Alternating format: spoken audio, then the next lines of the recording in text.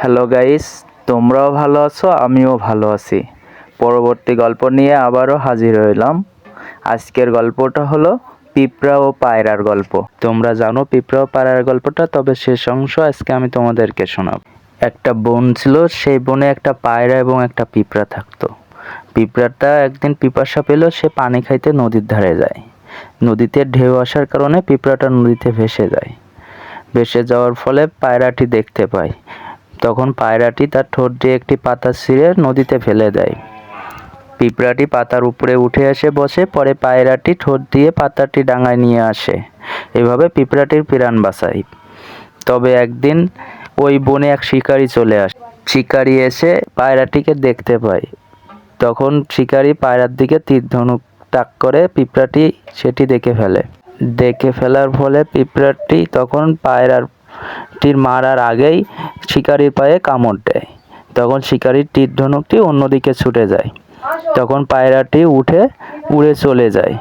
পায়রাটি যাওয়ার সময় পিঁপড়াকে বলে, আমি আবার ফিরে আসব বন্ধু, তুমি চিন্তা করো না। ওই দিন রাতে অনেক বৃষ্টি হয়। বৃষ্টি হওয়ার ফলে পানি উঠে যায় জঙ্গলে। পিঁপড়াটি তখন একটি গাছের উপরে উঠে বসে থাকে পায়রার অপেক্ষায়। পরের দিন সকালে পায়রাটি উড়ে এসে দেখে সব দিকে পানি। পায়রাটি কাঁদতে থাকে, মনে করে তার বন্ধুটি হারিয়ে গেছে। তবে একটি গাছের পাতার উপরে পিঁপড়াটিকে দেখতে পায়। তখন পায়রা পিঁপড়ার কাছে চলে আসে। দুইজনের দেখে খুব মুগ্ধ হয়ে যায়। তারা একে অপরকে অনেকক্ষণ দেখতে থাকার পরে পায়রাটি বলে, চলো বন্ধু, তুমি তো এখানে ঘুরতে পারবে না, তোমাকে আমি অন্য জঙ্গলে নিয়ে যাব। তখন পায়রাটি পিঁপড়াকে ঠোঁট দিয়ে ধরে অন্য জঙ্গলে নিয়ে যায়। সেখানে তারা দুইজন মনের আনন্দে ঘুরে বেড়ায় এবং গল্প করে।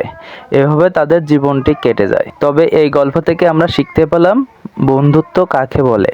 পিঁপড়াটি পায়রার অপেক্ষায় কিন্তু গাছের ডালে বসেছিল, আর পায়রাটিও কিন্তু পিঁপড়ার খোঁজে সেই জঙ্গলে চলে এসেছিল। বন্ধুত্ব করলে আমরা একে অপরকে ঠিক অমনভাবে বন্ধুত্ব করব। যতই বাধা বিপদ আসুক না কেন, কখনো কেউ কাউকে ছেড়ে যাব না।